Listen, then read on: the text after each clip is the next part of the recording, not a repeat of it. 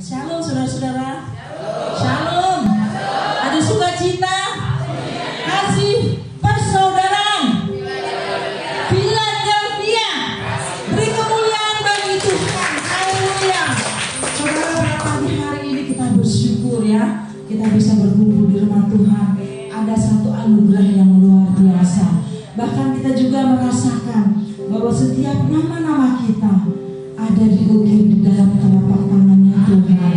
Saudara bangga punya Yesus.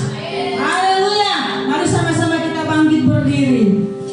Kita akan menyanyikan lagu Tuhan di hidupku. Di telapak tanganmu tertulis nama.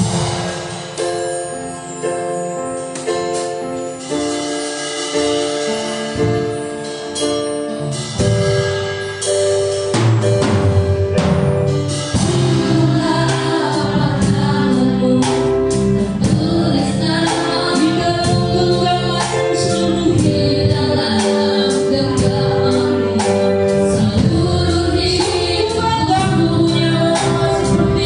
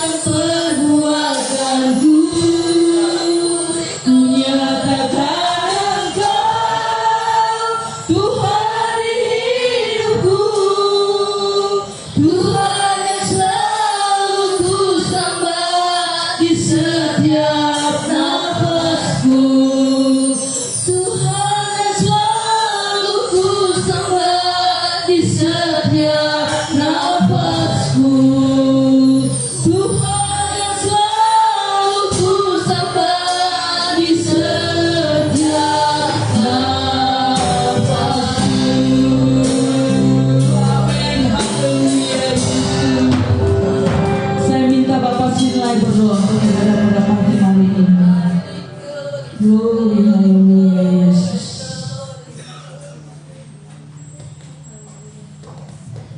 Haleluya Yesus. Bapa di dalam surga, Bapa yang kami kenal dan kami selalu sembah di dalam nama Tuhan Yesus Kristus. Engkau sungguh Bapa yang baik, begitu besar kasih setiamu yang selalu kami rasakan. Segala pujian, hormat dan kemuliaan hanya bagimu Bapa. Kami bersyukur dan berterima kasih sekali kepadamu ya Bapa, atas kasih-Mu, kebaikan dan kemurahan yang Kau berikan kepada kami semua, sehingga pada pagi yang indah ini kami boleh datang berkumpul bersama saudara kami ini untuk beribadah kepadamu ya Bapa. Layakan kami dalam ibadah ini Bapa, supaya apa yang kami persembahkan melalui pujian-pujian kami dan penyembahan kami berkenan menjadi dupa yang berbau harum di hadapan. Kami doa mohon perdamaian daripadamu ya Bapa, ampuni segala dosa dan kesalahan kami, dan urapi kami semua yang hadir pada saat ini, terlebih hamba-Mu yang akan menyampaikan kebenaran. Dan bila ada kuasa-kuasa kegelapan, kuasa kejahatan, kuasa yang tidak senang kami beribadah, izinkan kami memanggil nama-Mu di dalam nama Yesus. Kami usir, kami tangkil dan kami hancurkan. Terima kasih Bapa, terima kasih Tuhan Yesus, terima kasih Roh Kudus. Kami buka ibadah di pagi yang indah ini hanya di dalam nama Tuhan Yesus Kristus yang Dia Allah dan Juru Selamat kami. Kami berdoa dan ucap syukur. Haleluya. Amin. Tetap berdiri saudara. Saudara mau menerima anggur baru dari Tuhan, kita harus membuang itu tempat anggur yang lama, ya. Kita harus gantikan tempat anggur yang baru, sehingga anggur baru tercurah bisa memberkati orang lain dan hidup saudara. Amin. Roh Kudus tercurah di tempat ini. Haleluya.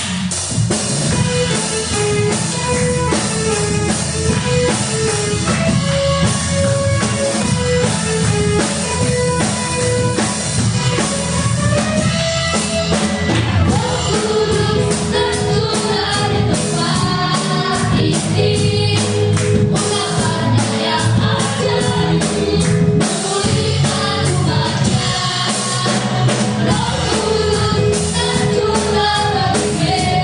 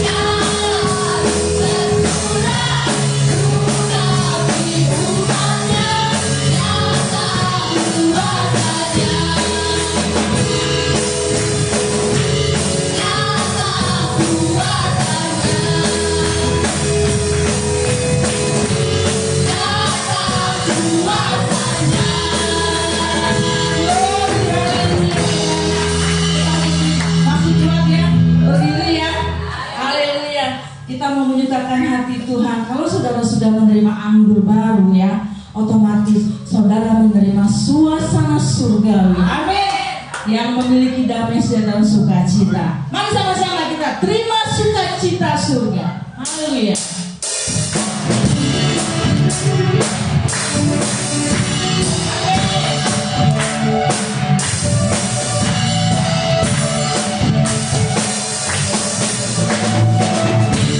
Sukacita surga, itulah kekuatan bagi jiwa. Dapat rasakan kasihnya di tengah badan yang bergetar. Terima sukacita surga, itulah kekuatan bagi jiwa. Dapat saksikan kuasanya, bukan badan yang bergetar.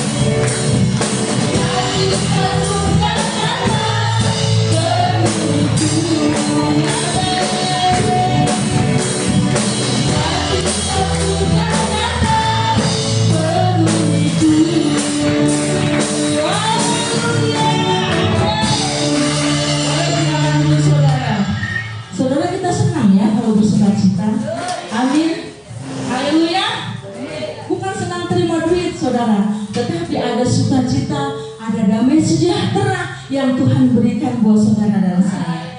Itu melampaui segala akal pikiran kita ya saudara. Kalau di hati kita ada damai sejahtera. Amin. Haleluya. Saudara, kita percaya kalau pada pagi hari yang indah ini kita memiliki satu alasan untuk hidup. Entah untuk suami kita, entah untuk istri, entah anak-anak kita. Itu komitmen sebagai keluarga ya, untuk orang lain. Kita bisa hidup untuk mereka. Kenapa kita nggak bisa hidup untuk Tuhan, saudara? Ya, karena itu adalah alasan yang terbaik. Kita mau hidup untuk Tuhan. Karena Dia memiliki satu anugerah yang luar biasa, anugerah keselamatan untuk kita dibawa bersama-sama dengan Dia.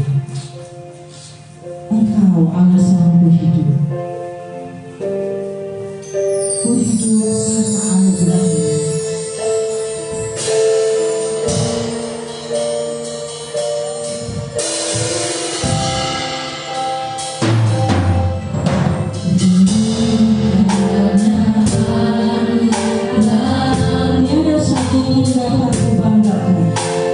Ada satu pun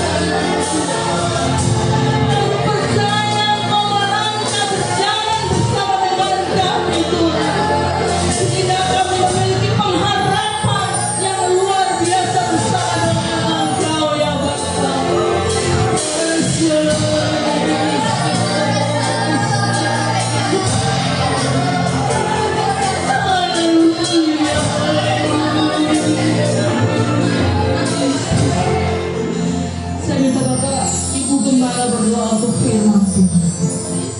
Haleluya. Bapa yang baik yang kami panggil di dalam nama Tuhan Yesus Kristus, kami sangat bersyukur anugerah yang begitu besar bagi kami Tuhan.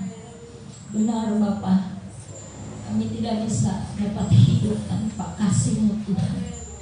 Kalau karena bukan kasih-Mu Tuhan, kami tidak ada di tempat ini untuk beribadah kepada-Mu. Kami boleh ada beribadah Tuhan, itu karena pilihan-Mu atas kehidupan kami, untuk kami benar-benar terus bertumbuh di dalam Engkau, untuk benar-benar kami sepenuhnya menjadi milik kepunyaan-Mu Tuhan. Haleluya. Oleh sebab itu Tuhan, biarlah firman-Mu yang Engkau akan nyatakan lewat hamba-Mu akan lebih membuka pemikiran kami, pola pikir kami, hati kami ini terus takluk di dalam kebenaran-Mu Tuhan, sehingga hari-hari kami selalu berpengalaman dengan Engkau, di mana Engkau terus campur tangan dalam setiap pekerjaan, dalam setiap pergumulan, dalam setiap haleluya kegiatan kami. Engkau beserta kami, dan sukacita saudari itu terus ada di dalam setiap pribadi dan rumah tangga, dan setiap pekerjaan yang Engkau percayakan kepada kami. Haleluya. Semua yang bukan daripada-Mu ya Tuhan, yang akan menggagalkan rancangan besar-Mu dalam firman-Mu Tuhan, dalam setiap kami mau tolak, kami hancurkan semua ada di dalam nama Tuhan Yesus Kristus. Darah Yesus yang berkuasa melingkupi, menguasai kami. Roh yang membebaskan itu Tuhan, memberikan konsentrasi yang baik bagi kami dan kemampuan untuk menerima kebenaran firman-Mu. Terima kasih Tuhan, kami terima kebenaran firman-Mu hanya di dalam nama Tuhan Yesus Kristus. Haleluya. Amin.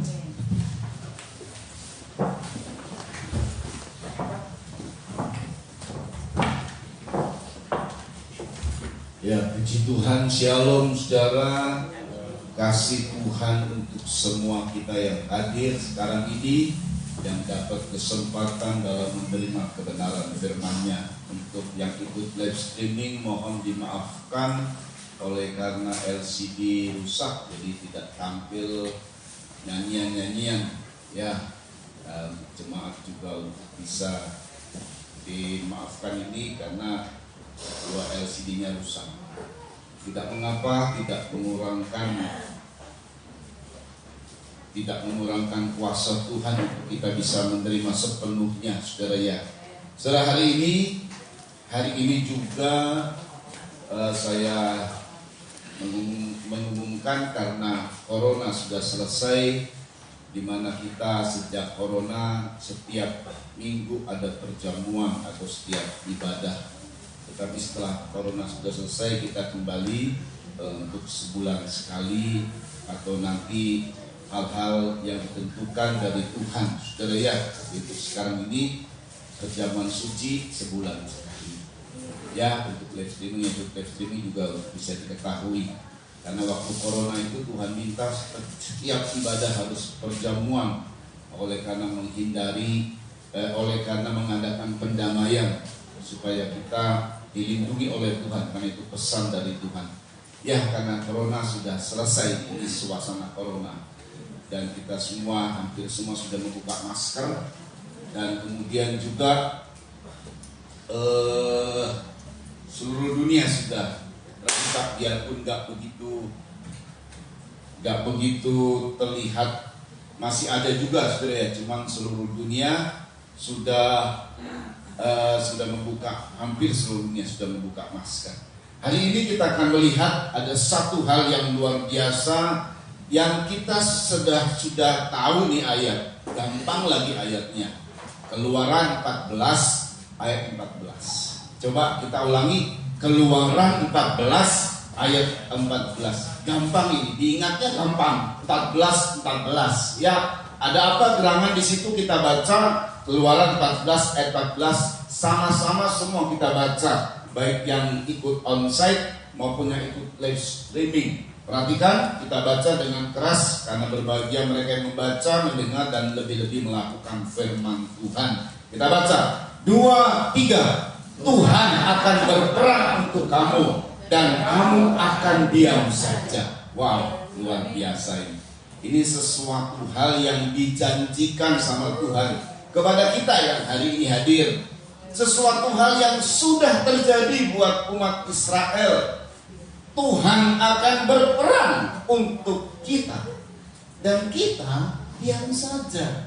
Tuhan yang bergerak, Tuhan yang pasang badan buat kita. Betul-betul dia pasang badan, betul-betul dia tunjukkan dirinya kepada musuh-musuh umatnya. Dan sungguh itu satu keajaiban besar yang terjadi. Nah saudara, kita akan melihat bagaimana cara mengaktifkan. Ini satu rumusan namanya. Ini rumusannya, Tuhan berperang untuk kita. Nah, ini satu rumusan, satu formula. Kayak misalnya kalau ada ibu-ibu yang mau bikin kue, ada resep, ada formula. Kalau kalau para dokter, khususnya di apotik, itu ada resep, ada formula, ada rumusan. Setiap anak-anak juga anak-anak sekolah itu nggak lepas dari rumus. Nah, entah rumus matematika luas, panjang kali lebar, itu nggak berubah dari dulu sampai sekarang. Rumusan itu menjadi paten dan seterusnya. Tuhan juga punya rumusan-rumusan. Tuhan juga punya kiat-kiat. Alkitab telah menunjukkan hal itu. Lalu bagaimana cara mengaktifkan rumusan ini, mengaktifkan formula ini, yaitu Tuhan berperang untuk kita dan kita diam saja. Nah, saudara ya, saudara bukan sekedar Tuhan berkata. Musa ini berkata kepada Israel, Tuhan akan berperang untuk kamu dan kamu diam saja. Bukan hanya ditujukan kepada umat Tuhan, atau bukan hanya umat Tuhan saja yang mengerti hal ini, tetapi musuh Israel itu juga mengakui bahwa benar Tuhan berperang buat umatnya. Kita baca untuk hal ini ayat 25, Keluaran 14 ayat 25. Jadi kalau ini nih seperti sebuah teori ya, sebuah rumusan tadi. Musa berkata, kamu tenang saja, Tuhan akan berperang untuk kamu, hai umat Tuhan, dan kamu diam saja. Wow, luar biasa. Lalu itu peristiwa terjadi. Dan inilah ungkapan dari orang Mesir, musuh Israel. Ya, yuk dibaca, perhatikan 25. Ia membuat roda keretanya berjalan miring. Tuhan membuat roda keretanya berjalan miring. Terus, dan maju dengan berat, sehingga orang Mesir berkata. Ya, sehingga orang Mesir berkata, terbukti satu prinsip, terbukti formula ini, Tuhan berperang atas kamu. Dan betul terbukti karena orang Mesir ngalami itu. Ya, roda keretanya berjalan miring dengan maju dengan berat. Kemudian mereka berkata begini, yuk, marilah kita lari meninggalkan orang Israel. Kenapa? Sebab Tuhanlah yang berperang untuk mereka melawan Mesir. Iya, Tuhanlah yang berperang untuk mereka melawan orang Mesir, melawan kita. Tapi terlambat. Jadi di tengah-tengah laut, waktu orang Mesir dikeraskan hatinya oleh Tuhan untuk mengejar Israel, padahal udah ada tanda-tanda yang sebelumnya saja, anak tulah masih belum kapok. Terakhir tulah, anak sulung mati. Semua anak sulung mati. Akhirnya mereka, orang Mesir dan khususnya Firaun, ya sudahlah, melepaskan Israel pergi untuk lepas dari Mesir setelah sekian 400 tahun lebih lamanya, saudara. Tapi begitu lepas karena Israel ada, sepertinya mereka mendapati, menurut pandangan mereka Israel tersesat karena mereka berkemahnya di belakangnya laut, betul-betul terhimpit, saudara. Waktu mereka mendengar, waktu Firaun mendengar Israel kok jalannya malah jalan ke situ, kira-kira begitu. Tersesat nih, mereka terkurung ini, kagak ngerti jalan ini. Jadi bangkit lagi amarah mereka. Sampai mereka berkata, kenapa kita harus melepaskan Israel dari perbudakan? Sudah anak sulungnya mati, saudara ya, lagi dalam keadaan terpuruk. Bangkit lagi tuh semangat mereka. Dipilih 600 tentara dan perwira yang terpilih. Itu andalan Mesir, dikerahkan semua dengan kereta. Memang Tuhan bilang, aku akan mengeraskan hati Firaun dan para pegawainya, sehingga mereka mengejar kamu. Dan ini adalah yang terakhir kamu lihat, tentara Mesir. Ya betul. Sudah belum itu, saudara ya. Waktu mereka sampai, lalu yang awan yang memimpin Israel itu membuat kegelapan semalam-malaman, seharian itu gelap. Sedangkan Israel menyeberang di laut itu, menyeberang di mana di tengah-tengah tembok air, menyeberang di tanah kering. Itu padahal sudah katakanlah sudah dikalahkan. Katakanlah harusnya sudah takut, sudah punya pengalaman banyak ini bahwa Israel ini nggak boleh main-main lawan Israel. Tuhan yang selalu menyertai Israel, nggak kuat orang Mesir melawan Tuhannya. Masih begitu ada kesempatan peluang sudah dikejar di tengah laut. Israel aja sudah menyeberang. Begitu terlihat bahwa keretanya miring dan jalannya berat, mereka baru ngakui, nyadar, waduh, ini Tuhan berperang melawan kita, ini Tuhan melawan kita. Sekarang Tuhannya Israel. Ayo mau balik, nggak bisa, karena memang sudah Tuhan kasih keputusan seluruh tentara Mesir harus mati di tengah laut, tenggelam. Saudara ya, jadi pernyataan Tuhan akan berperang untuk kita terbukti. Nah itu kalau orang bikin rumusan ya, kalau misalnya para profesor gitu bikin rumusan X sama dengan MC kuadrat, lalu kemudian ini Einstein saudara yang dibuatlah benar, terbukti X sama dengan MC kuadrat, kira-kira begitu saudara. Saya dulu waktu ingat sekali di entah SMA atau kuliah saya lupa ya, ada rumusan. Nah dibuktikan rumusan ini benar apa tidak, nanti jawabannya terbukti. Saya ingat banget. Nah rumusan yang Tuhan berikan kepada kita adalah Tuhan berperang untuk kita, itu terbukti.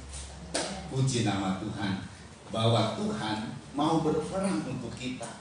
Istilah sekarang itu Tuhan mau pasang badan buat kita. Kita diam saja, diam saja, gak usah macam-macam, diam aja, gak usah campur-campur, diam saja. Nah ini luar biasa. Dan bagaimana mengaktifkannya ini sehingga rumusan ini, formula ini terjadi atas kita secara real. Kalau itu bisa secara real, saudara ya. Kita saudara mau Tuhan berperang atas kita ini, saudara mau ngalami, saudara? Mau, saudara? Kalau mau ngalami, kita harus ikuti apa yang Tuhan sudah atur, saudara ya. Kita ikuti aturan Tuhan. Nah, kalau kita mau ngalami ini, pertama yang kita harus ikuti adalah mengikuti perjalanan yang direncanakan Tuhan. Jadi Israel keluar dari Mesir itu rencana Tuhan. Pada saat mereka berjalan, saudara ya, mereka itu dipimpin oleh tiang awan dan tiang api. Kalau tiang awan siang hari, tiang api malam hari. Mereka mengikuti. Dan dalam perjalanan itu sebenarnya ada perjalanan yang dekat dengan tanah Kanaan. Jadi dari Mesir sudah Tuhan nyatakan bahwa kamu akan kubawa ke tanah Kanaan, ke negeri yang limpah susu dan madu. Sebenarnya ada jalan yang terdekat. Kita baca ya, Keluaran 13 ayat 17 sampai 18. Keluaran 13 ayat 17 sampai 18. Ini ada jalan terdekat. Dari Mesir ke tanah Kanaan ada jalan terdekat. Yuk dibaca. Setelah Firaun membiarkan bangsa itu pergi, Allah tidak menuntun mereka melalui jalan ke negeri orang Filistin. Ada jalan terdekat terus. Walaupun jalan ini yang paling dekat. Saudara, jadi ada jalan yang paling dekat, ada shortcutnya, ada jalan singkatnya, saudara ya. Ini jalan yang cepat dari perjalanan yang disiapkan Tuhan, yang kemudian Israel ikuti. Saya ulang ya, ada jalan yang dekat sebenarnya. Dan banyak orang maunya prosesnya cepat, jalannya cepat. Enggak, kita harus ikuti jalannya Tuhan. Terus. Sebab firman Allah, Ya. jangan-jangan bangsa itu menyesal. Nah, kenapa Tuhan tidak membawa berhadapan dengan Filistin dan berperang di sana? Terus, Apabila mereka menghadapi peperangan, iya, karena nanti berhadapan dengan peperangan. Filistin ini sekarang Palestina. Ada jalan terdekat dari Mesir ke Kanaan lewat jalan Filistin, tapi harus berperang. Nah, Tuhan nggak bawa jalan ke situ, oleh karena apa? Jangan-jangan mereka menyesal lagi. Terus, sehingga mereka kembali ke Mesir. jangan-jangan mereka kembali ke Mesir gara-gara menyesal. Terus, ayat 18.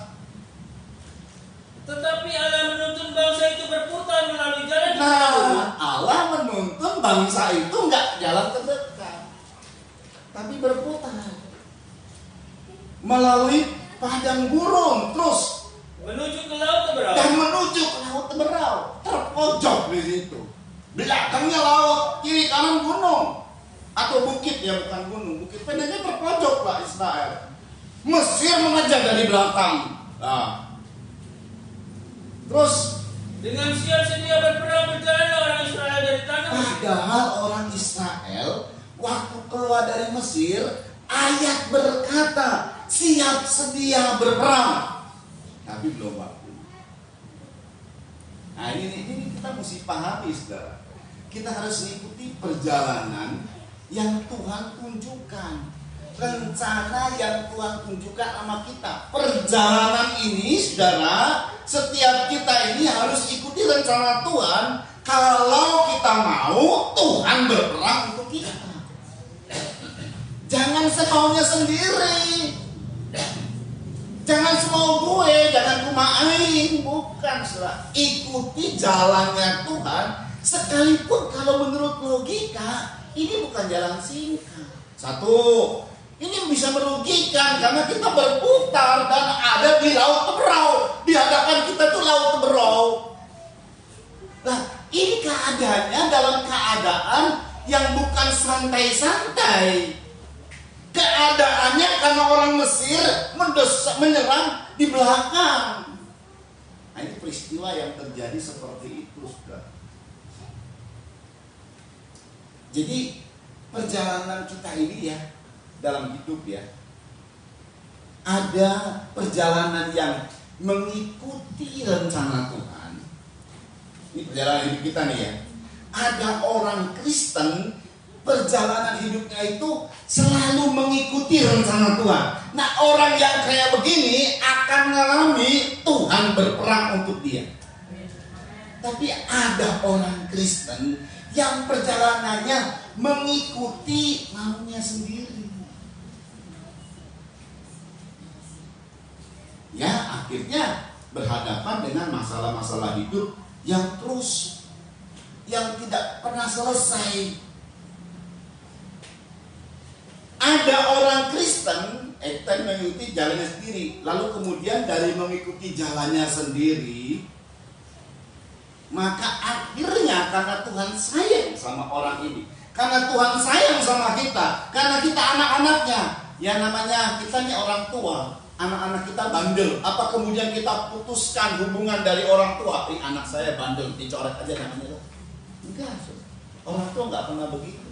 Makanya ada ungkapan bilang gini, nggak ada itu yang namanya ex anak, nggak ada. Kalau ex mantan istri ada, mantan suami ada, betul ya? Tapi kalau mantan anak, ini mantan anak saya, nggak ada. Karena secara otomatis DNA dari orang tua turun ke anak, itu nggak bisa dirubah.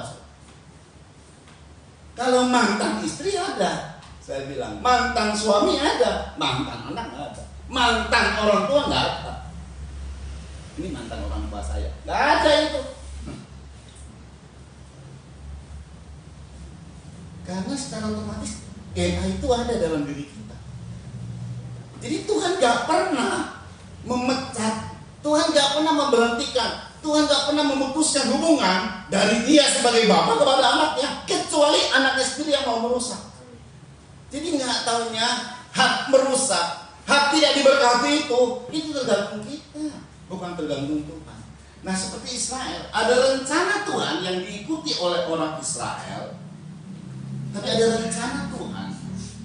Ada orang Israel yang ikuti hidupnya, mengikuti maunya sendiri, yang akhirnya Tuhan rencanakan kembali pulang. Israel waktu pas di tanah Kanaan, udah menjelang masuk tanah Kanaan, 40 hari mengintai, lalu mereka mengikuti maunya sendiri, tidak mau masuk tanah Kanaan.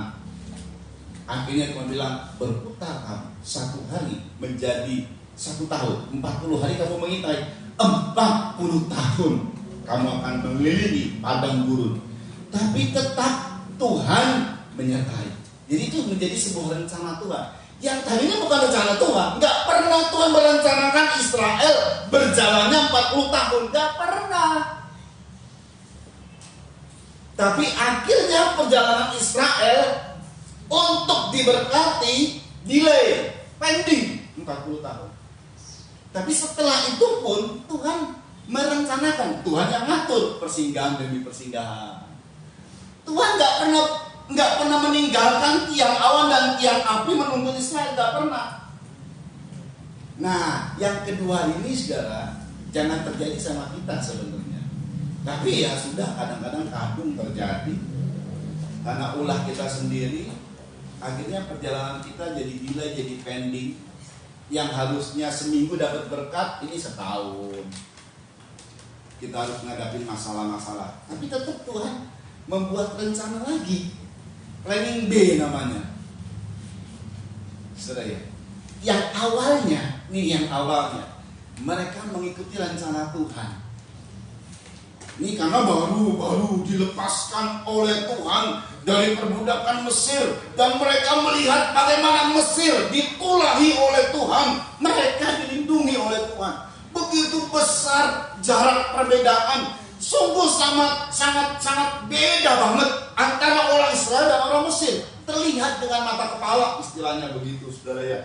Terbukti loh bahwa Tuhan membela orang Israel sampai akhirnya dilepaskan dari perbudakan, saudara. Begitu Tuhan memimpin mereka, memang ada jalan terdekat, tapi Tuhan tidak ngambil jalan itu. Jalan itu adalah jalan berperang melawan manusia. Itu nanti perang itu. Belum waktunya mereka melawan perang. Belum waktunya mereka berperang melawan manusia. Jalan yang diambil sama Tuhan adalah caranya yang Tuhan mau ambil, formula dari Tuhan ya. Jalan yang diambil sama Tuhan adalah jalan berhadapan dengan laut dan padang gurun. Jangan dulu berhadapan dengan manusia. Manusia itu nanti level selanjutnya. Sebab di tanah Kanaan mereka harus berhadapan dengan siapa? Waktu mereka dapat tanah Kanaan, bagaimana caranya?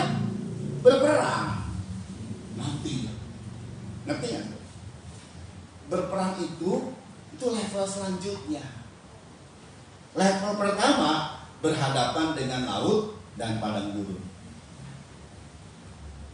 Saya ulang nih. Ini nih rencana Tuhan, rencana Tuhan.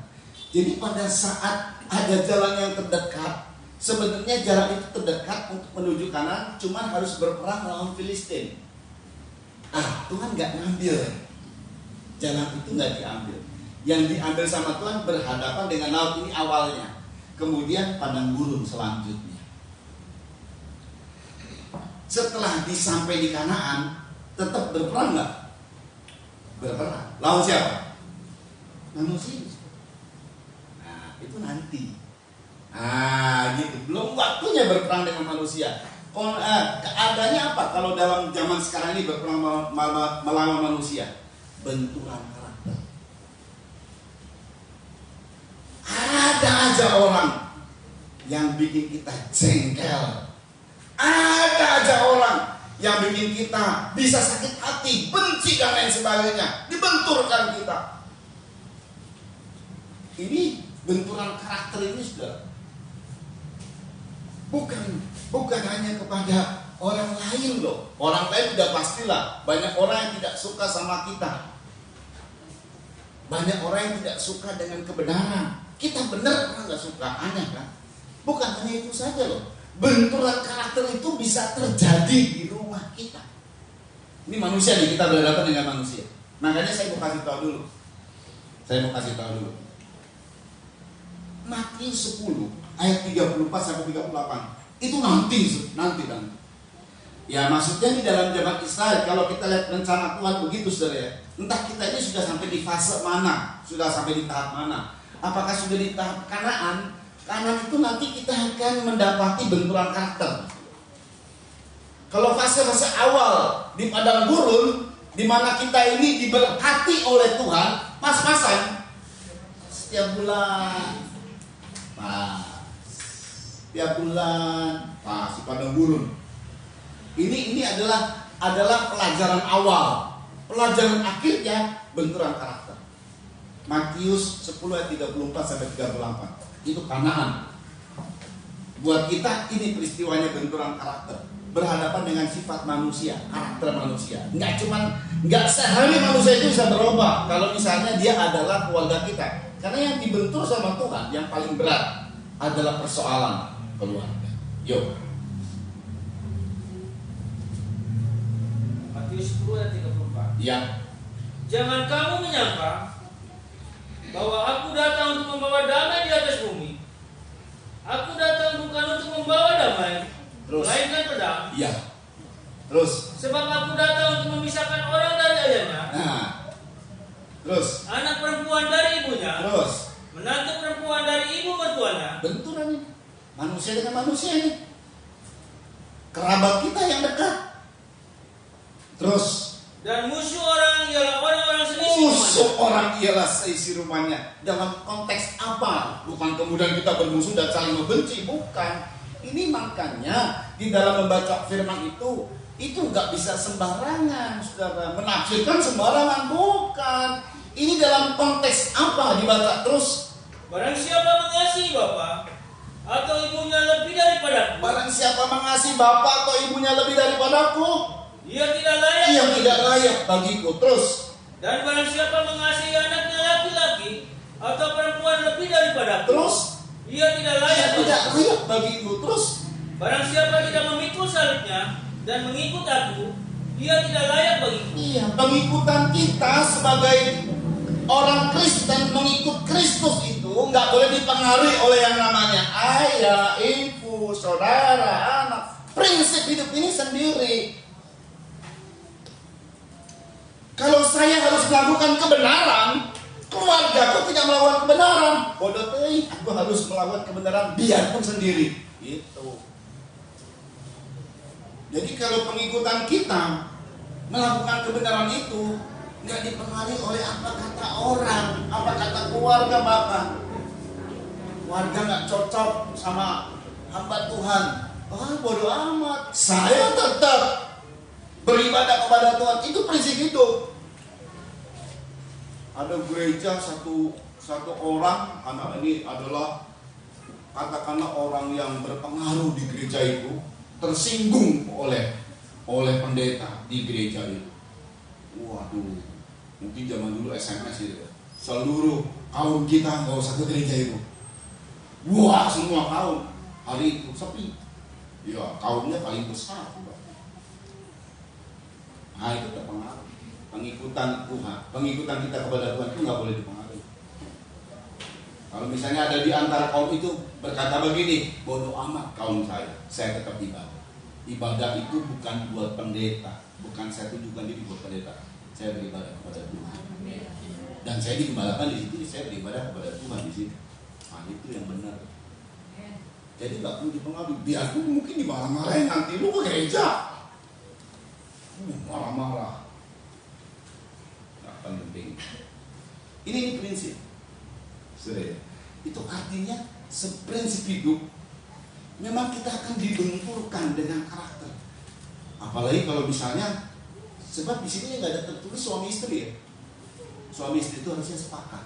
Tapi secara real banyak yang tidak sepakat.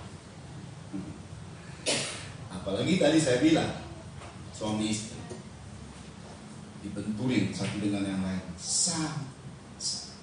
dalam karakter masing-masing. Tapi apakah kemudian kita berkata begini, oh ini mah udahlah, nggak perlu diselamatkan, biar dia masuk neraka, gue masuk surga, gitu kan nggak bisa. Setiap suami istri pasti ada rasa sayang dengan keluarganya. Ini rasa sayang dengan keluarganya. Jadi dalam benturan karakter ini bukan kemudian kita perang kayak kita secara perang melawan kanan dibasmi semua, bukan. Kalau zaman sekarang ini saudara, yang dimaksud oleh Tuhan akan ada benturan karakter manusia dengan manusia. Dan itu tidak sehari berubah. Saat kita mungkin sudah berdoa ngampuni orang yang menurut kita, karena kita sudah melakukan firman lalu dibentur karakter dengan orang lain, saudara ya, begitu jahat sekali orang ini. Lalu kita kemudian tidak mengutuk dia, salah. Tuhan tidak pernah mengajarkan mengutuk, kita memberkati dia. Selanjutnya adalah kita berdoa, apalagi ini suami istri, saudara ya. Kita berdoa supaya istri saya diselamatkan, supaya suami saya diselamatkan. Berarti kita berdoa supaya karakternya berubah. Gak mungkin kita mengambil sikap kemudian cerai. Apalagi kita sudah dinikahkan di dalam Tuhan dan Tuhan sebagai saksi, jemaat sebagai saksi. Di kasus lain bisa cerai karena memang ada tulisan cerai. Sedangkan dalam perjanjian lama saja ada surat cerai. Lalu dibahagi oleh Tuhan dalam perjanjian baru Tuhan berkata tidak boleh bercerai. Jadi kalau sudah menikah, ya itu nikmati. Kapan saya ini, istri saya ini atau suami saya ini begini terus? Kapan ya saya berhadapan dengan orang yang begini terus? Saya bilang seumur hidup. Kapan ya saya lepas dari penderitaan ini? Nggak lepas sampai seumur hidup. Tahu rasa. Serius, jadi jangan main-main. Itu dibentur anak. Harusnya itu sudah di tanah Kanaan. Betul ya? Di tanah Kanaan baru berhadapan dengan manusia. Ini masih di padang gurun, dibentur karakter, setengah mati. Itu pasti banyak kesalahan sendiri. Harusnya benturan karakter ini level kedua dari Tuhan ngajarin kita. Amsal kita baca. Amsal 27 ayat 17. Dan jangan kayak ini. Jangan hidupnya, jangan prinsipnya kayak begini, saudara ya. Dalam benturan karakter ini harus mengasihi. Yuk dibaca. Besi menajamkan besi. Besi menajamkan besi. Orang menajamkan sesamanya. Orang menajamkan sesamanya. Kalau ada benturan, kalau ada permusuhan, pertengkaran, perselisihan di antara suami istri, jangan besi menajamkan besi. Dia besi, gua juga besi. Wah, diadu, tajam dari semakin tajam itu perselisihan. Orang bisa menajamkan sesamanya. Nah, jangan-jangan ada prinsip ini. Dan saat kita berdoa untuk istri atau suami kita yang terjadi benturan itu, saudara, karena kita mengasihi, kan nggak sehari selesai, nggak pulih sehari. Kapan dia dipulihkan dan berubah karakternya? Kadang-kadang bisa seumur hidup. Tapi terima, karena itu adalah rencana Tuhan. Dan kalau kita sudah menerima dia benturan karakter ini, sebetulnya kita sudah harus masuk Kanaan. Tapi ada orang yang sudah masuk Kanaan, kalau pihak keluarganya damai sejahtera. Pasti ada aja orang namanya sudah masuk Kanaan, saudara ya. Mesti berperang atau dibentur sama Tuhan karakternya. Bisa saja dengan pegawainya, bisa saja dengan moro tuanya, menantunya, bisa. Kalau semuanya aman di kaum kerabat kita nih ya, ya tadi saya bilang bisa saja dengan rekan bisnisnya, ada aja begitu. Nah, siap. Supaya karakter kita menjadi bagus. Saudara, kalau misalnya ada satu benda yang sudah dibentuk, tapi mesti diperhalus, diamplos tuh. Nah itulah benturan karakter. Dibuat seperti itu, supaya yang tadinya kita marah-marah, sekarang kok ada lemah lembut dalam diriku ya. Saya mudah mengampuni. Ya sekali dua kali sih gagal, tapi kemudian sadar mengampuni lagi. Itu luar biasa. Itu sudah terbentuk. Itu sudah menjadi indah di hadapan Tuhan.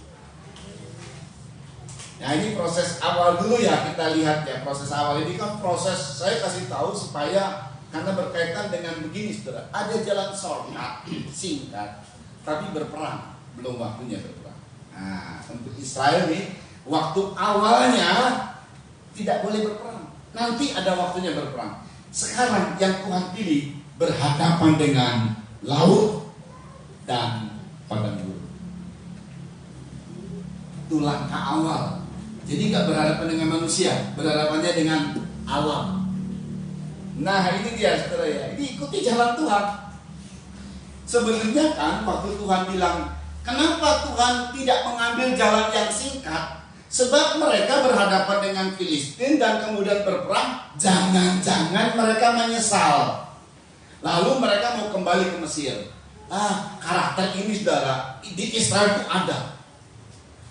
Dikasih yang enak, gak berhadapan dengan manusia. Tuhan yang siapkan semua. Alam ini Tuhan ciptakan, lalu Tuhan ciptakan. Gampang aja buat Tuhan, namanya ciptaan Tuhan.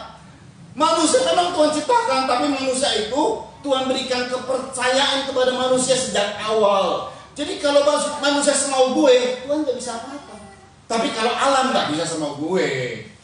Kalau Tuhan bilang ya, ya. Kalau Tuhan bilang berhenti, berhenti. Ciptaan Tuhan. Kalau manusia sudah lain.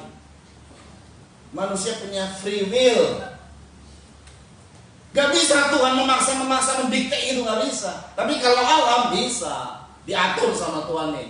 Mau yang mana mau diatur, gampang. Nah, berhadapan dengan hal-hal yang tidak berhadapan dengan manusia tadi. Berhadapan dengan hal-hal seperti laut, ini adalah alam, suasana alam dan padang gurun. Itu langkah awalnya, saudara. Saudara perhatikan, ini yang Tuhan pilih. Tapi yang namanya karakter Israel ya, saya nggak ngerti nih dari mana. Entah apakah ada orang-orang maaf ya, bajingan, saya nggak ngerti. Jadi ini pernah diungkapkan di dalam film, sebuah film. Filmnya juga udah zaman dulu, saudara ya. The Ten Commandments. Ini yang musanya, jangan yang film-film sekarang, itu film-film yang sekarang. Masa itu lautnya nggak terbelah dua, saudara. Pakai pedang, udah kacau yang film sekarang. Itu film Illuminati semua itu. Melecehkan kebenaran firman. Tapi film yang dulu, saudara, itu film yang sesuai dengan firman. Yang waktu mereka siapkan film itu nggak sembarang mereka siapkan. Jadi mereka sudah lihat dari sejarah kenapa ada pemberontakan segala macam. Salah satunya karena ada satu kasus, saudara ya. Jadi masuk akal juga. Kalau menurut saya masuk akal juga. Waktu zamannya Israel dijajah oleh orang Mesir, ada mandor-mandor Israel. Jadi mandor-mandor ini adalah orang-orang yang disayang oleh Mesir. Pada saat mau terjadi pembunuhan anak sulung, maka mandor ini mungkin nggak percaya sama sesuatu yang terjadi atas tulah-tulah yang terjadi atas Mesir, karena dia sudah terpikat dengan Mesir. Ini orang-orang Israel yang jadi mandor-mandor. Ya kayak zaman kita perang di Indonesia juga kan, ada orang-orang pengkhianat yang makan kenikmatan dari penjajah, lalu mengkhianati bangsanya. Banyak. Nah kayak begitu juga Dalam dunia itu selalu ada yang begitu. Pada saat mereka harusnya mati, tapi dari pihak yang lain karena sayang, karena masih saudara gitu, di rumahnya dikasihlah tanda. Makanya nggak ada kematian dia di anak sulung di rumah itu. Kalau dia anak sulung nggak mati dia, ada tanda. Padahal dia bukan yang ngasih tanda. Karena zaman itu kalau ada tanda, biarpun tuh orang jahat, lewat tuh malaikat maut. Begitu nggak ada tanda, mati tuh orang baik loh. Bodoh tuh nggak ada tanda. Oh itu ya. Zaman lalu sudah. Nah, karakter jahat ini nggak bisa berubah. Makanya disebut di dalam Alkitab ada banyak orang bajingan. Itu Alkitab menyebut seperti itu. Nah ini saudara ya, Tuhan berpikir, ya jangan perang supaya mereka jangan menyesal dan kembali ke Mesir. Ini nggak perang juga, menghadapi laut. Awalnya bersungut-sungut, marah-marah, berontak sama Tuhan. Dan apa kata mereka? Jangan ganggu kami, kan kami sudah bilang di Mesir. Kami mau kerja saja di Mesir. Apa nggak ada kuburan di Mesir? Kami harus mati di sini. Kurang ajar, benar kurang ajar. Nggak melihat bagaimana Tuhan telah bekerja membela Israel. Mereka diperbudak, Tuhan bela loh. Begitu berhadapan dengan maut, bukan dengan maut, dengan laut, maut lagi sampai dengan laut. Ini nggak maut, sudah laut. Gampang Tuhan ngatur semua. Tuhan yang menciptakan alam semesta, gampang. Marah-marah, sungut-sungut, ngomel-ngomel. Akhirnya tetap Tuhan belah ke laut. Karena Musa. Tapi kalau saudara lihat, bolak-balik Israel bersungut-sungut. Sehingga penilaian Tuhan awal pertama saja langsung tuh 5 pada Tuhan, nilai 5 Israel. Makanya sampai terakhir di ujungnya 10 kali mereka mencobai aku, nggak masuk Kanaan. Banyak loh Tuhan, bodoh teuing. Masih banyak orang baik loh, cuma sekali ini aja berontak, bodoh teuing. Cuma 2 yang masuk Kanaan. Tuhan itu bukan manusia. Kalau sudah dia murka, dia nggak bisa menyesal. Oh iya ya, kasihan, sorry. Tapi kalau dia penuh dengan belas kasihan, panjang sabar. Nggak kayak manusia, sabarnya cuma ya sedikit panjangnya. Ini Tuhan panjang sabar. Tapi kalau dia sudah murka, jangan main-main. Makanya Tuhan bilang, ayat bilang, hargai anugerah dan kemurahan Tuhan. Jangan disia-siakan kemurahan Tuhan. Ini saudara ya, sungguh-sungguh kita baca ini. Waduh, pikirnya kan Tuhan bilang, jangan berperang supaya mereka nanti menyesal lalu kembali ke Mesir. Ngadepin laut juga sama, nggak tahu. Ini karakternya emang istilah yang Tuhan bilang ya. Ini karakternya karakter bajingan. Iya, orang bisa. Ya, kalau Tuhan bilang, kamu ini tegar tengkuk, di bangsa ini tegar tengkuk banget. Kita baca. Sampai sekarang loh di bangsa tegar tengkuk. Puji Tuhan kita bukan bangsa yang tegar tengkuk. Amin saudara. Kita orang-orang selalu ya banyak kelemahan-kelemahan, tapi karena kita nggak tegar tengkuk, Tuhan tetap sayang sama kita. Amin saudara. Ya ini bagaimana? Kemudian mereka berkata begini saudara ya. Kita baca ayat 11, ayat 11 lah. Atau ayat 10 lah, cepet ya.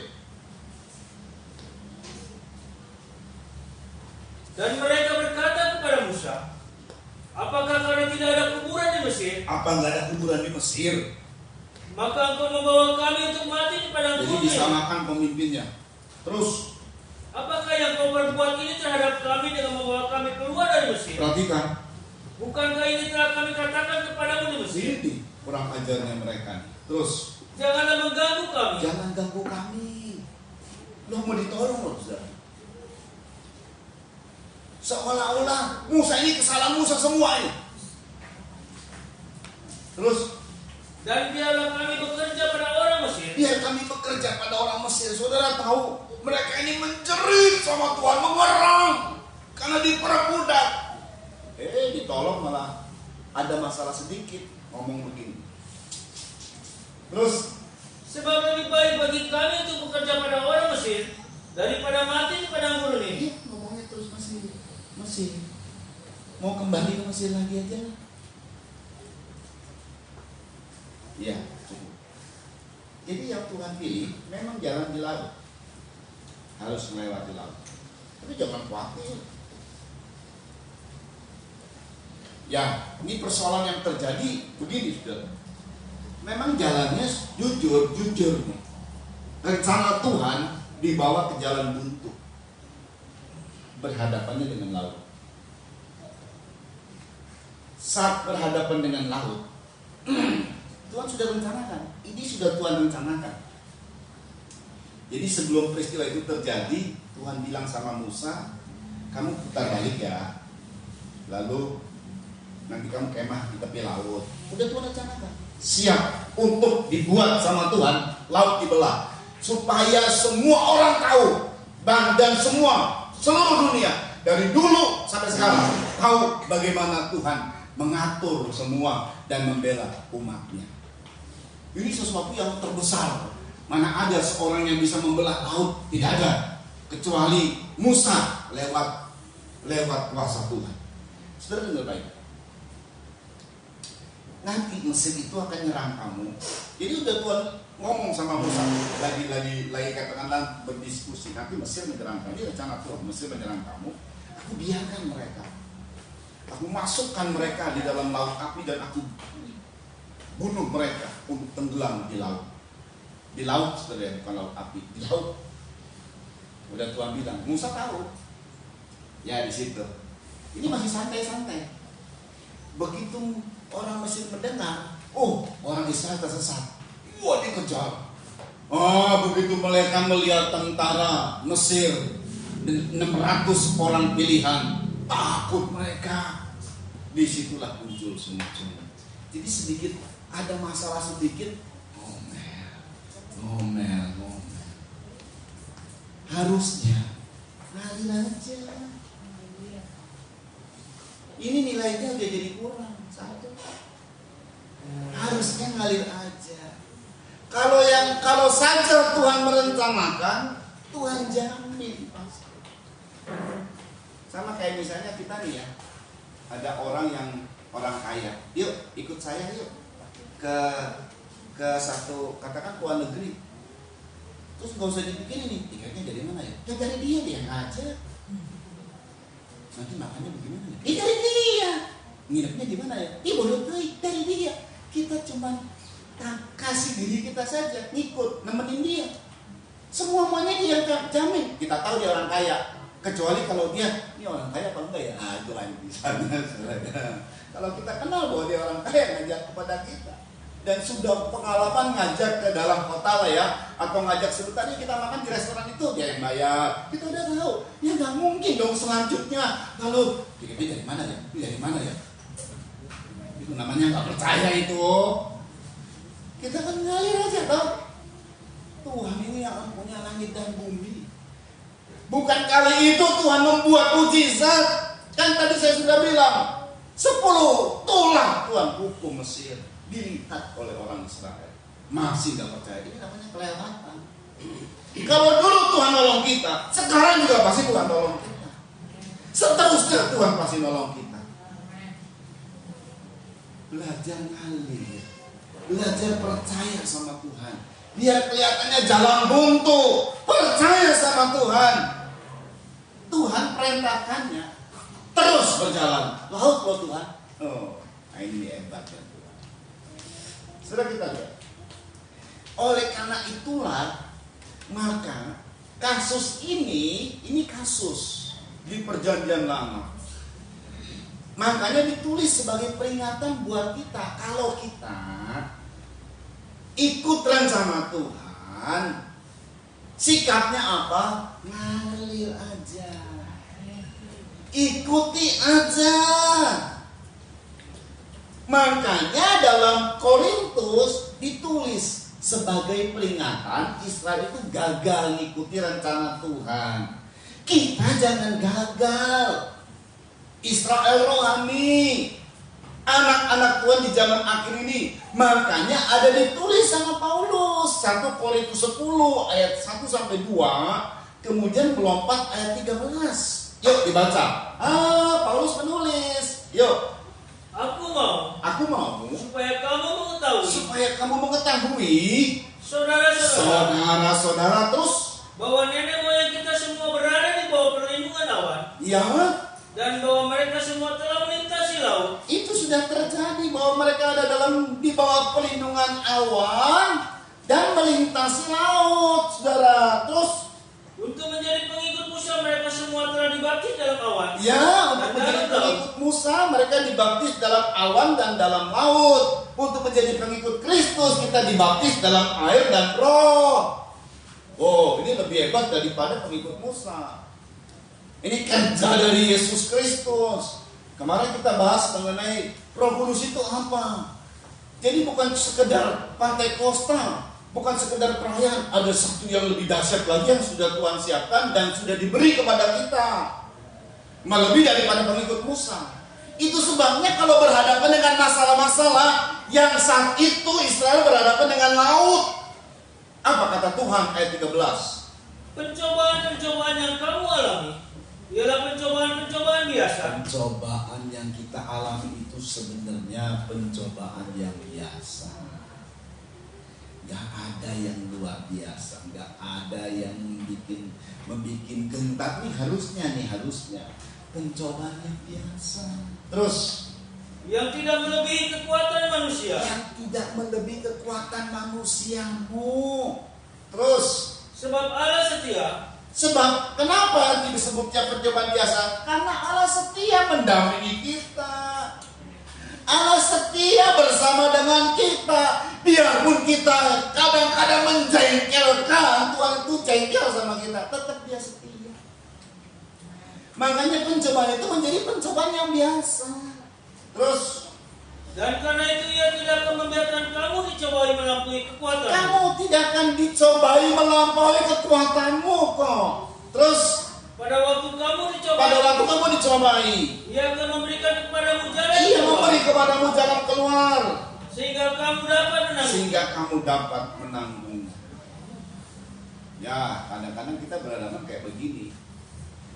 Jalannya buntu, berhadapan dengan situasi. Misalnya, kita dagang, situasi lagi pada merosot. Tiba-tiba ada musibah, pelanggan kita yang nggak bayar. Itu situasi. Kita nggak bisa, itu sesuatu yang di luar dugaan. Kita nggak berhadapan dengan yang tadi manusianya, tidak. Ini situasi, semua oke-oke jalan lancar. Tiba-tiba satu ketika terjadi, ada orang yang ngambil barang sama kita banyak, kena musibah, jadi nggak bisa bayar. Sedangkan penagih hutang kayak orang Mesir, ngejar, terdesak. Satu hal yang Tuhan tolong kalau saudara pengen tahu adalah memberikan waktu. Jadi waktu orang Mesir, kalau mereka mengalir saja, kenapa saya bilang mereka harusnya mengalir saja? Orang Mesir di belakang itu ditahan sama malaikat Tuhan. Yang tadinya malaikat Tuhan di depan, ke belakang. Mereka lihat dari depan ke belakang terus nahan. Antara orang Mesir dan orang Israel tidak bisa bersentuhan. Karena ada awan gelap meliputi orang Mesir, ketakutan yang meliputi orang Mesir. Dilihat sama orang Israel. Sehingga ada waktu. Kalau kita nih, akhirnya pihak bank ya sudah, kita kasih waktu. Waktu itu saudara adalah waktu kalau kita mengalir saja bersama Tuhan, terjadi pertolongan yang dahsyat. Tapi di waktu itu kita masih bersungut, masih khawatir, masih takut. Tuhan sih mendampingi kita, cuman yang parahnya akhirnya kita maunya sendiri, ikuti rencana kita sendiri. Padahal Tuhan bilang kamu diam aja. Tuhan yang bela, Dia bukan berarti bersikap terus di rumah, bukan. Tenangkan diri. Kalau berdoa, nanti Tuhan kasih tahu caranya. Atau Tuhan nanti kirim penolong. Gampang buat Tuhan. Nah ini peristiwanya kayak begitu. Ada Mesir, yaitu seperti penagih hutang di belakang. Kita lagi situasinya memang ya bagaimana yang pelanggan kita harusnya bayar bulan ini kena musibah, masa kita menuntut? Ya nggak bisa. Es krim lagi musimnya, hujan terus, ya udah lagi pada naik ya toh. Itu namanya suasana laut. Saudara, nggak tahu saya dapetnya gini. Justru ini akan terjadi keajaiban yang besar. Nggak terpikirkan sama manusia. Serius, laut terbelah. Wih, asik. Ada mujizat yang terbesar yang mau terjadi dalam hidup kita, saudara. Kalau suasananya alam gitu ya, lagi pas. Ya itu tadi penagih yang utang sama kita semua macet. Ya bukan yang mereka nggak mau bayar, nggak ada duit bayar. Kalau juga bangkrut, gara-gara corona misalnya begitu. Nggak usah bersungut-sungut. Ayo bersyukur dan ngalir aja. Tunggu Tuhan akan berperang ganti kita. Nah, saudara ya, kita lihat lagi. Jadi ini hal yang luar biasa. Pertolongan Tuhan yang awal nih. Kalau saudara pengen tahu pertolongan Tuhan yang awal, nah ini persoalannya kan karena kita muterin duit, jatuh temponya gimana? Itu yang paling pusing di situ. Itu sampai, aduh gimana ya? Hati khawatir, segalanya khawatir. Secara manusia sih oke lah. Tapi jangan kemudian menganggap Mesir lebih baik daripada pimpinan Tuhan. Kan udah kami bilang, jangan ganggu-ganggu kami di Mesir. Ih, kurang ajar bener ya. Lu di Mesir jadi jerit minta tolong. Sekarang udah ditolong, sekarang jangan ganggu kami di Mesir. Mendingan kami mati di Mesir. Kalau pimpinannya saya, sono lo mati di Mesir. Untuk Musa enggak. Aduh. Tuhan sayang sama Israel. Pertolongan pertama nih P3K. Pertolongan yang mendesak adalah dikasih waktu oleh pihak bank, oleh pihak penagih hutang. Ya sudah dikasih waktu sebulan. Yang tadinya itu garang-garang, ya udah dikasih waktu sebulan. Biarpun dia garang-garang tapi dikasih waktu sebulan. Itu sudah merupakan pertolongan. Yang sebentar lagi nggak sampai sebulan, ini kan nggak sampai sebulan, cuma nggak sampai sehari, pendeknya semua menjadi beres. Dan kemudian Mesir adalah masalah musuh kita ini, Mesir ini musuh kita, itu selesai di situ, tuntas di situ. Karena orang Mesir tidak dilihat lagi sama orang Israel. Musuh besarmu yang ngejar-ngejar selesai, tidak dilihat lagi. Maksudnya masalah kita benar-benar tuntas, selesai dalam level ini. Nah, formula jadi. Ini kan formula yang pertama, ikuti rencana Tuhan. Amin. Setelah mengikuti rencana Tuhan, rumusan yang kedua, nggak taunya membuat keajaiban itu. Karena jalannya ini saudara ya, jalan diberikan jalan keluar, bukan cuma jalan tol yang dibuka lalu one way, bukan. Ini laut yang nggak mungkin dibuka sama Tuhan lalu mereka berjalan di tempat kering. Gak ada ya. Cuman Tuhan yang bisa. Gampang buat Tuhan begitu. Tetapi untuk membuat keajaiban ini, kalau saudara mau tahu, tergantung dari satu orang dan satu benda. Karena Tuhan itu begini.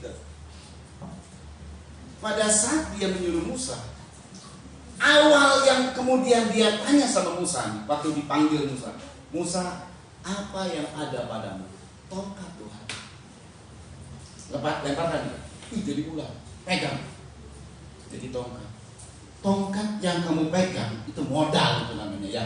Modal yang kamu punya itu akan membuat Israel terlepas.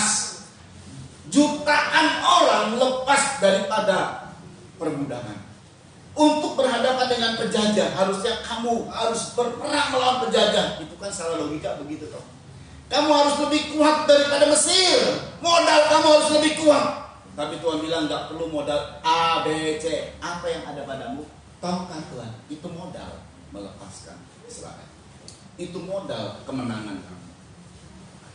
Dan sudah Tuhan komit sama Musa. Jadi apa-apa yang dibuat, keajaiban yang dibuat itu letaknya di tongkat. Kita baca ayat 16. Saat terbelahnya laut, itu nggak Tuhan bilang gini, Musa ngomong laut terbelah. Laut terbelah. Komit Tuhan pertama kepada Musa tongkat. Yuk dibaca 16. Dan engkau angkatlah tongkatmu dan ulurkanlah tanganmu ke atas laut. Ulurkanlah tanganmu ke atas laut. Dan belalah airnya. Terus. Sehingga orang Israel akan berjalan dari tengah-tengah laut di tempat kering. Iya. Jadi Tuhan nggak akan lakukan mujizat kalau nggak ada ini seperti kunci starter. Tongkat yang dipegang sama Musa itu modal.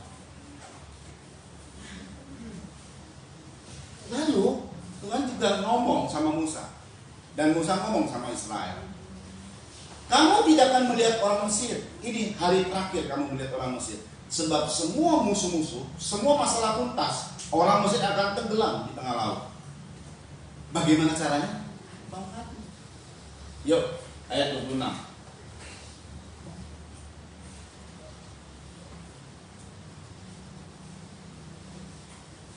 Berfirmanlah Tuhan kepada Musa. Ulurkanlah tanganmu ke atas laut. Ulurkanlah tanganmu ke atas laut. Supaya air berbalik meliputi orang Mesir. Meliputi kereta mereka. Ya. Dan orang mereka yang berkuda. Iya, itu tongkat yang ada diulurkan lagi untuk menutup laut. Jadi saudara, letaknya memang pada Musa dan pada tongkat. Untuk menolong supaya kita tertolong dan mengalami mujizat besar. Perhatikan tongkat. Tongkat itu adalah kuasa. Tongkat itu adalah modal pertama. Tongkat itu adalah kuasa. Kalau sekarang kita ini adalah kuasa, tongkat itu yang berkuasa. Segala keajaiban itu kalau tongkat bisa bergerak, Tuhan lakukan seperti apa yang diinginkan. Entah dia nanti tongkatnya mengarah kepada gunung lalu keluar air, dipukul lalu kemudian keluar air, tongkatnya semua. Sedangkan di zaman pada saat pengumuman Musa itu ngangkat tongkatnya. Hujan es datang, kemudian satu tongkatnya ke air sungai jadi darah, tongkat itu. Itu modal pertama. Modal pertama yang Tuhan kasih sama Musa, tongkat. Modal pertama yang Tuhan kasih sama saudara apa? Doa. Doa itu kuasa. Lalu yang paling pertama, karena doa ini semua umum orang Kristen. Tapi buat orang Pantai Kosta, Tuhan sendiri jelas bilang, tetapi kamu akan menerima kuasa kalau Roh Kudus turun ke atas kamu. Kita sudah turun Roh Kudus ke atas kita. Kita sudah berbahasa roh. Itu kuasa. Itu kuasa. Itu tongkat buat kita. Bukan cuma tongkat sebagai sarana, karena tongkat ini cuma sarana. Gak mungkin kita ambil tongkat Musa, gak mungkin kita buat tongkat lalu kayak penyihir pakai tongkat. Enggak. Orang Kristen gak ada. Kita biasa saja. Tapi tongkat itu menjadi tongkat yang menyatu dengan kita. Kuasa Roh Kudus. Wow, dahsyat banget, saudara. Dahsyat banget. Itu kuasa ada dalam diri kita. Dan Roh Kudus itu orang pertama kali mengalami kepenuhan Roh Kudus atau baptisan Roh Kudus. Apa tandanya? Berbahasa lidah. Karena Amsal sebut lidah ini adalah kuasa. Tuh, yang benar. Ya udah tahu tapi baca lagi lah. Lidah ini kuasa. Ya, yang lalu kita sudah jelas dapat yang namanya soal lidah. Tapi saya baca Amsal 18 ayat 21 lah. Yuk, Amsal 18 ayat 21. Hidup dan mati dikuasai lidah. Hidup dan mati dikuasai lidah. Terus, Siapa suka menggemakannya siapa suka menggemakan akan memakan buahnya. akan memakan buah. Roh Kudus pertama kali dia ada dalam hidup kita, mengalami kepenuhan atau baptisan roh. Bukan matanya begini-begini. Betul kan? Bukan matanya begini-begini. Bukan gerak-gerak itu. Bukan tangannya kemudian menarik lalu kemudian memberikan satu gaya untuk ritual kayak tai chi. Nggak ada jurus-jurus, saudara. Betul ya? Tapi apa Roh Kudus waktu menguasai kita? Kuasa lidah. Karena lidah ini kuasa. Itu sebabnya harusnya orang yang sudah penuh Roh Kudus dan meloskan Roh Kudus itu terus ngalir dalam hidup kita, kata-katanya menjadi kata-kata yang memberkati. Itu yang benar. Cuman banyak kali kita Roh Kudus mah ada, tapi dagingnya juga ada. Banyak mana kamu dituntunnya daging? Karena banyak makan daging. Jadi penuh dengan kedagingan. Itu kalau sudah emosi, kalau sudah marah, aduh, keluar semua kebun binatang, kata-kata laknat dan jahat. Padahal itu dasarnya Roh Kudus itu keren. Memang lidah ini tidak bisa dijinakan oleh sifat manusia. Tidak. Lah kalau binatang buas, singa dijinakan bisa jadi singa di sirkus, beruang di sirkus, ular di sirkus, semua adanya di sirkus. Dijinakan bisa, tapi bisa. Adakah orang bisa menjinakkan lidah kita loh? Kecuali Roh Kudus. Jadi kalau ada marah, ini saya alami. Begitu marah, itu saudara, kalau amarah itu kita loskan. Ini marah yang kita loskan. Terus apa? Yang berhadapan dengan kita, yang kita marah jadi diam, itu semakin gila. Serius. Saya ngalami. Kita ngomong, dia diam, semakin gila. Kalau dia malas makin gila lagi, makin lebih gila. Semakin sangat. Tapi kalau dia diam, itu jadi emosi itu semakin memuncak, semakin membludak dia. Di situ ada remnya Roh Kudus. Begitu mau keluar di mulut, berhenti tuh. Roh Kudus bilang, naon maneh? Kenapa mana? Ngomong sama pribadi gitu, Roh Kudus ngomong sama pribadi. Iya, salah Tuhan. Stop. Bersyukur sama Tuhan. Berhenti. Selesai sudah. Tenang dulu. Pamnya tinggi dulu. Bisa ketawa sedikit lagi. Hidup bisa santai lagi, nggak tenang tegang. Roh Kudus. Itu konteksnya dalam lidah yang direm. Tapi yang jangan direm kalau memberkati lidah. Itu jangan direm. Jangan direm apa? Berbahasa lidah. Itu jangan direm. Saat kita memang berbahasa lidah berbahasa lidah diloskan. Apalagi kata-kata yang menyemangati orang, kata-kata yang positif itu jangan direm. Yang direm kata-kata negatif. pribadi maupun untuk orang lain. Ini tongkatnya di lidahku. Dan Tuhan melakukan apa yang kita ucap. Wih, hebat. Kalau Tuhan melakukan apa yang digerakkan oleh Musa, tongkat itu digerakkan. Kamu arahkan tongkatmu, diarahkan, laut terbelah. Arahkan lagi, laut tertutup, terbelah dan tertutup, diarahkan ke tongkat. Tapi kita, apa yang kamu ucapkan, maka terjadi. Makanya banyak yang positif yang diucapkan. Amin. Banyak yang positif yang diucapkan. Amin. Saudara. Banyak hal yang baik yang diucapkan, banyak hal yang memberkati yang diucapkan. Saudara, saya pernah memberitahu, kita itu diangkat jadi pemimpin atau menjadi kepala. Aku akan bawa kamu menjadi kepala dan bukan ekor. Saudara tahu nggak?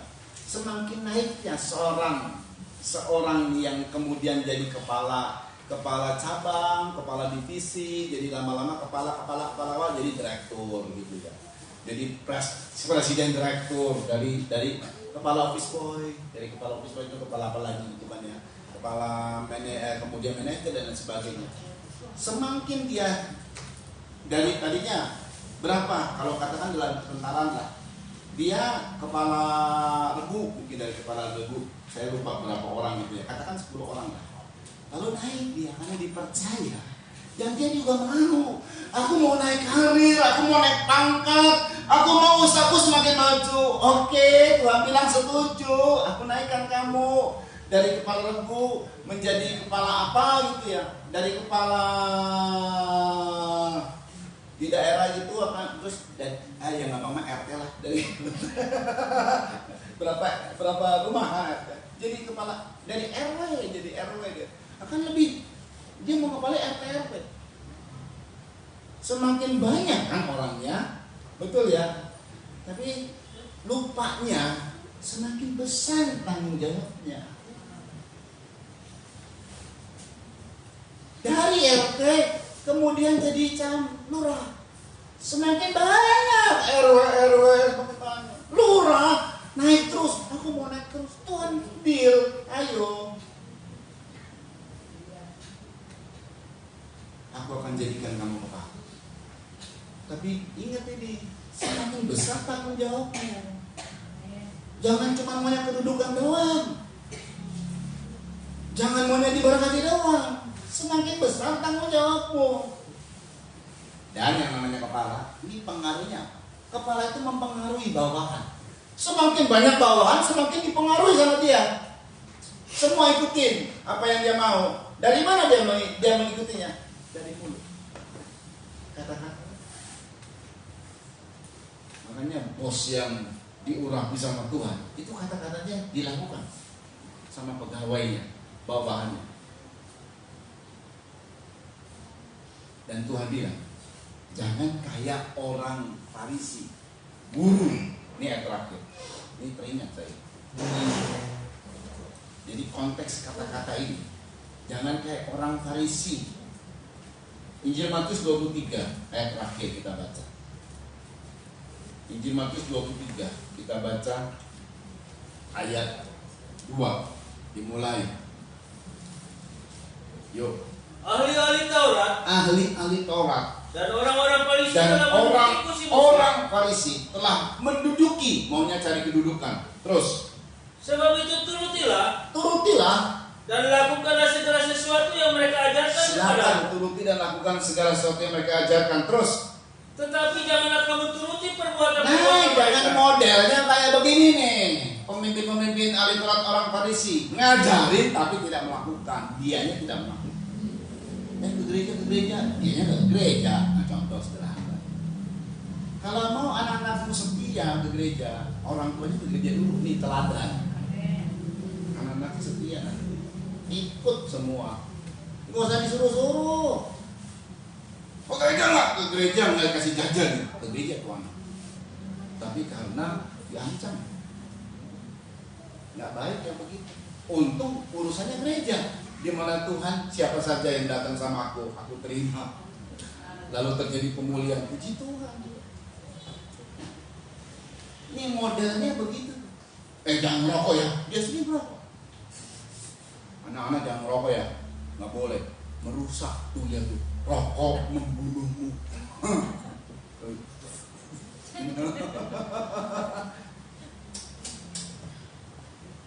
Terus Karena mereka mengajarkannya, ya tetapi tidak melakukannya. tidak melakukannya. Ya itu saja. Beda dengan Tuhan. Sebelum dia melakukan, sebelum dia mengajarkan, dia melakukan dulu. Hari-hari Tuhan itu penuh dengan melakukan firman-Nya, mengorbankan kepentingan dirinya untuk kepentingan orang lain. Itu Tuhan. Sebelum dia mengajarkan, dia melakukan dulu. Makanya dia jadi teladan. Ayo kita jadi teladan. Sebelum kita ajarkan, kita lakukan. Maka ajaran kita berpengaruh. Dan kalau kita lihat ya, ini suasana lagi negatif. Suasana global lagi negatif.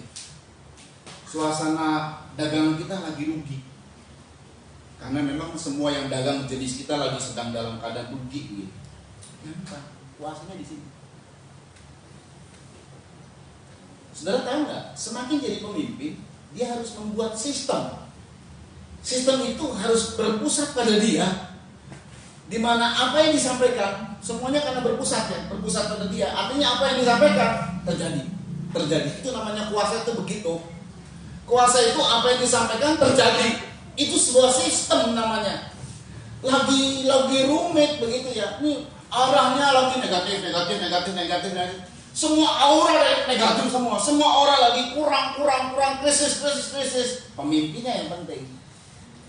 Di tengah-tengah beratnya hidup, kalau dalam peperangan saudara ya, asal pemimpinnya tenang, dia kasih komando, strateginya dia sampaikan di dalam peperangannya, semua beres.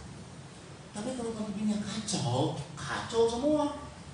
Yang jago tembak sniper karena dia nggak pernah diperintahkan, dia nggak pernah sniper karena nggak ada perintah. Kenapa nggak ada perintah? Kacau pemimpinnya, kacau. Mati semua itu tentara. Tapi kalau pemimpinnya tenang, lihat Musa tenang, laut dia lihat. Apa dia adalah orang yang manusia super? Enggak, dia juga ada kelemahan. Tapi tenang dia. Pemimpinnya tenang, saudara ini semua menjadi pemimpin. Pimpin hidupmu, pimpin keluargamu, tenang. Kenapa tenang? Karena percaya kepada Tuhan. Amin. Sudah banyak bukti loh Tuhan menolong kita. Masa di sekarang ini Tuhan diam aja? Nggak mungkin. Tenang, lalu katakan hal yang positif. Berubah yang negatif, jadi kita ganti dengan positif.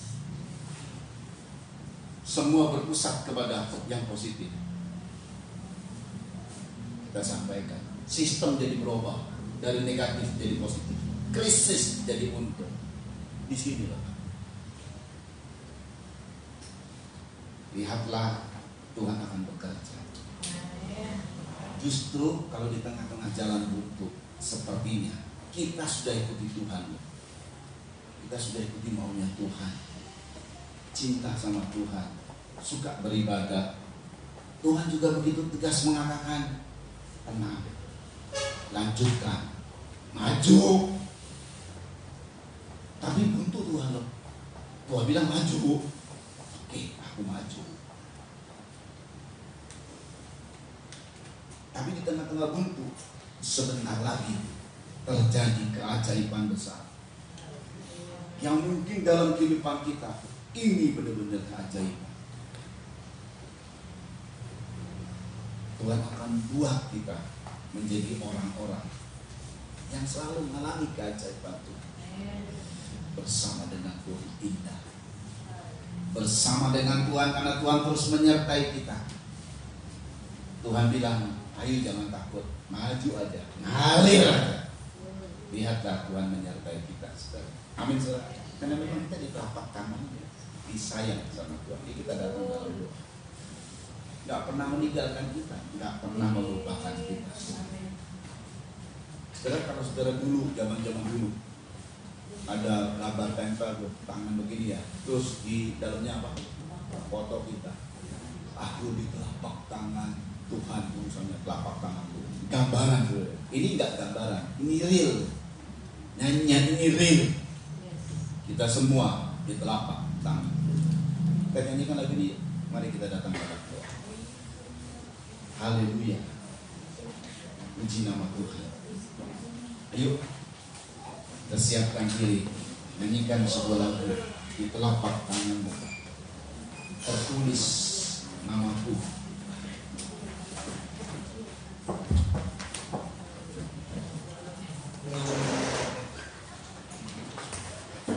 Haleluya. Dahsyat Tuhan. Ajaib. Luar biasa. Cintanya besar atas kita. Haleluya. Nyanyi semua ya. Haleluya. Di dalam tanganmu tertulis namaku. Amin. Di dalam genggamku seluruh hidupku, Subhanallah ku punya sepertimu yang tak pernah melupakanku. Di tengah badaimu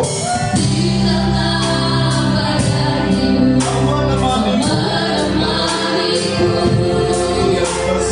di atas gunung batu kau bawa diriku. Banggaku punya Bapa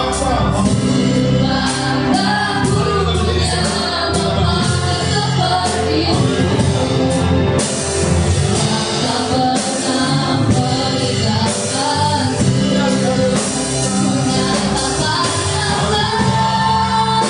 Tuhan di hidupku, Tuhan di sayapku, lepaskan kekuatanmu, Tuhan di hidupku, Tuhan yang selalu ku temani setiap langkahku. Tuhan di hidupku, Tuhan di sayapku, lepaskan kekuatanku.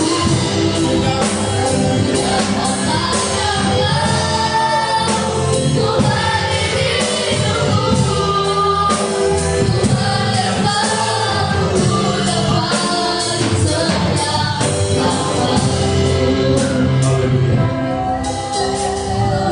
Jika saudara sedang menghadapi jalan buntu,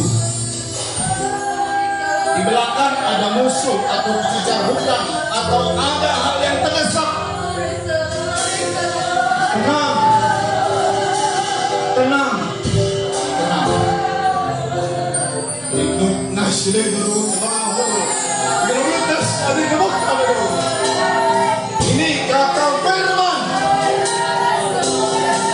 Tuhan akan berperang untuk kamu dan kamu diam saja. Tenangkan, tenangkan jiwamu, tenangkan rohmu, tenangkan pikiranmu. Tenang, duduk diam, sembah Tuhan, bersyukur. Beberapa hari kemudian